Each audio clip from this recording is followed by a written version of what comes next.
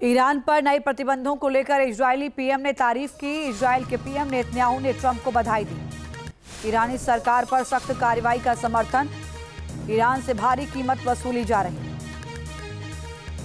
इस बीच अमेरिका की चेतावनी पर ईरान का पलटवार सामने आ गया। ईरानी संसद के स्पीकर गालिबाफ का बयान। अमेरिका आर्थिक तौर पर दबाव बढ़ाने की स्थिति में नहीं है। गालिबाफ ने यह बड़ा बयान दिया है।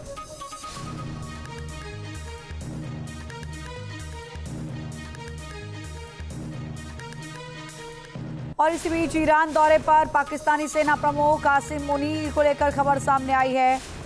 आसिम मुनीर ईरान के दौरे पर। तेहरान में ईरानी राष्ट्रपति से मुनीर की मुलाकात। ईरानी राष्ट्रपति ने मुनीर के जरिए अमेरिका को संदेश दिया है। हुक्म और दबाव की भाषा बदले अमेरिका। दबाव डालने के बजाय बातचीत का तरीका बदले।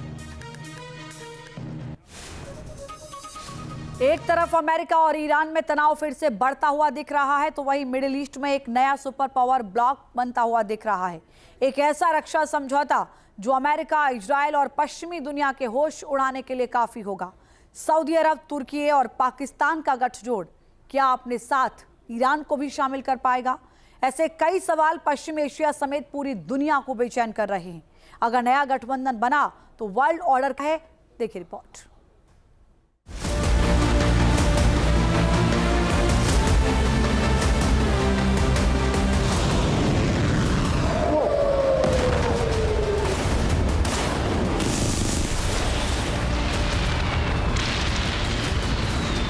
मिडिल ईस्ट में दशकों पुरानी रणनीति को पूरी तरह बदलकर एक नया शक्ति संतुलन तैयार करने की बिसात बिछाई जा चुकी है। अब तक ये क्षेत्र अमेरिका इजरायल की रणनीति और शिया सुन्नी के संघर्ष से संचालित होता था, लेकिन अब ये रीजनल ऑटोनॉमी की दिशा में आगे बढ़ रहा है।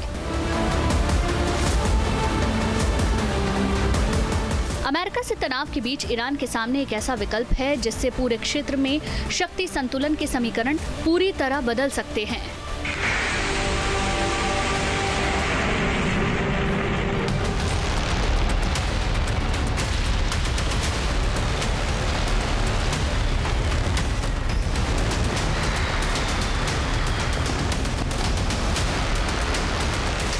दावा है कि ईरान को मक्का जॉइंट डिफेंस एग्रीमेंट में शामिल होने के लिए ऑफिशियल इनविटेशन मिला है। इससे पहले इस एग्रीमेंट पर पाकिस्तान, तुर्की और सऊदी अरब ने साइन किए हैं। ईरानी संसद की न्यूज एजेंसी के चीफ मेहदी रहीमी ने इस इनविटेशन के बारे में जानकारी साझा की। ईरान को इस्लामिक नेटो में शामिल होने का ऑफर मिलना मौजूदा समीकरणों के लिहाज से कई मायनों में अहम है, क्योंकि पश्चिम एशिया इस वक्त बेहद उथल पुथल का सामना कर रहा है। अमेरिका और ईरान के बीच जारी तनाव ने खाड़ी के देशों के सामने ऐसी चुनौती पेश कर दी जिससे भविष्य को लेकर तमाम चिंताएं सता रही हैं।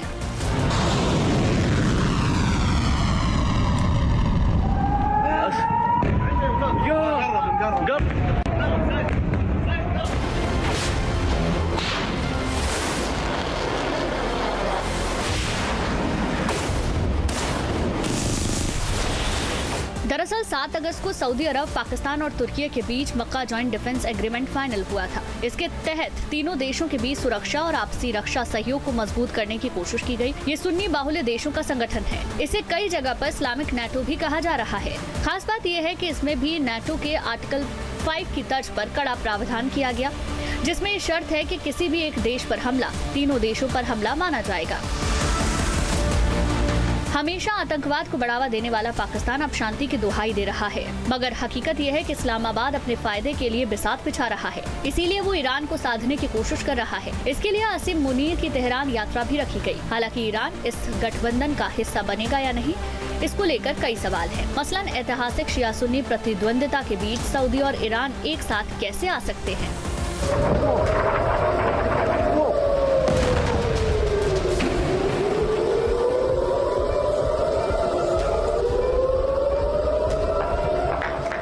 पिछले साल बरादर इस्लामी मुल्क सऊदी अरब से एक दिफाई मुआहदा तय पाया और अब तुर्किया भी मक्कातुल मुकरमा में तय पाए जाने वाले 6 अफ्रीकी दिफाई मुआहदे का हिस्सा बन चुका है। ये मशरिक़ वस्ता के लिए अमन की बशारत है। ये आलम इस्लाम के लिए अमन की नवीद है और सारी दुनिया के लिए अमन का पैगाम है। सुन्नी बाहुल सऊदी अरब और शिया बाहुल ईरान दशकों से मिडिल ईस्ट में एक दूसरे के मुख्य प्रतिद्वंदी रहे हैं।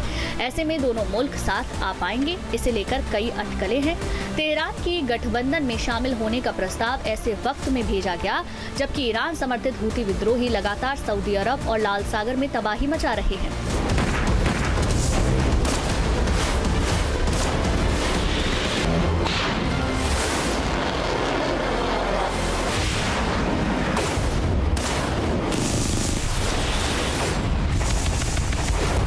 20 जुलाई को ब्लॉकेड का ऐलान करने के बाद से ही हूती ने सऊदी पर भीषण हमले किए। लाल सागर से अदन की खाड़ी तक कई जहाजों को निशाना बनाया गया। एक तरफ ईरान हूतियों का समर्थन करता है, दूसरी तरफ सऊदी अरब के साथ डिफेंस पैक्ट में शामिल होने की चर्चा ने सबका ध्यान खींचा है।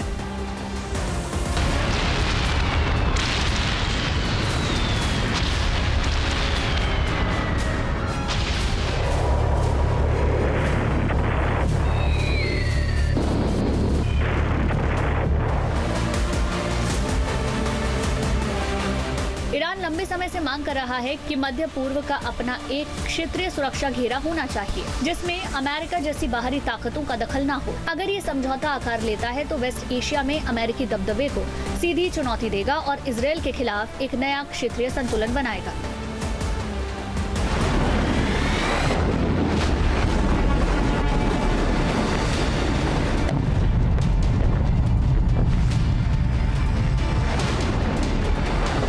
नया गठबंधन सिर्फ रणनीतिक लिहाज से अहम नहीं होगा बल्कि दुनिया का नया पावर सेंटर भी बन सकता है जिससे मुस्लिम वर्ल्ड का रोल काफी अहम हो जाएगा। ऐसा इसलिए भी कहा जा रहा है क्योंकि पाकिस्तान न्यूक्लियर पावर वाला देश है। तुर्की नेटो का मजबूत सैन्य सदस्य है। सऊदी अरब की पहचान इसकी आर्थिक शक्ति है जबकि ईरान की मिसाइल और ड्रोन पावर बेजोड़ है। ये चारों देश अगर साथ आए तो पूरे मुस्लिम जगत और ग्लोबल पॉलिटिक्स अचानक बदल जाएगा। खास तौर पर अमेरिका के विरोधियों के लिए एक नया विकल्प हो जाएगा जिससे न सिर्फ शक्ति संतुलन साधने की कोशिश होगी बल्कि अमेरिका की दादागिरी को भी सीधी चुनौती दिए जाने की कोशिश की जाएगी।